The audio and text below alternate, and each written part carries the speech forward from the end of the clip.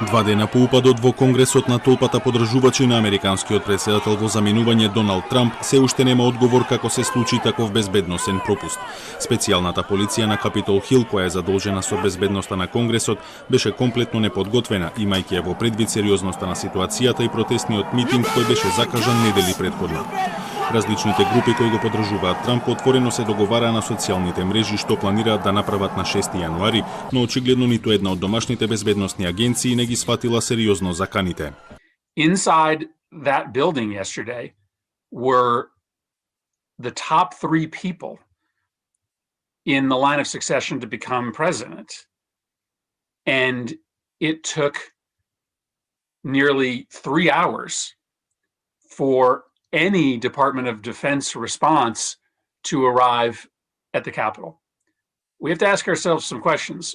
Why are we spending $700 billion on the military every year if the military can't effectively defend the United States Capitol from attack? Вивењето во Конгресот траеше со часови, додека одговорот на конгресната полиција во најмала рака беше некоординиран. Неколку делови беа експресно затворени и бранети со огнено оружје, што беше случајот со застрелувањето на воздухопловниот ветеран Ешли Бабит, но во останатите демонстрантите без никаков отпор поминуваа покрај збунетите полицајци. Обвинувања има и за релативно малиот број уапсени ако се земе во предвид сериозноста на повредата на законите.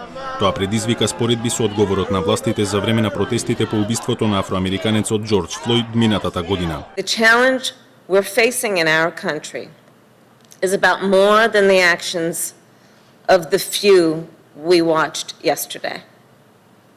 It's about how to reform, how to transform a justice system that does not work equally for all. A justice system that is experienced differently depending on whether you're white or black. A justice system that is experienced differently if you're rich or poor. Вкупно 5 лица ги загубија животите во упадот во Конгресот. Покрај Бабит, утрово на повредите здобиени од демонстрантите им подлегна и полицајецот Брајан Сикник. Од останатите тројца загинати, 2 починале од срцеви удари, а околностите за третата жртва, 34 годишната жена, се уште не се јасни.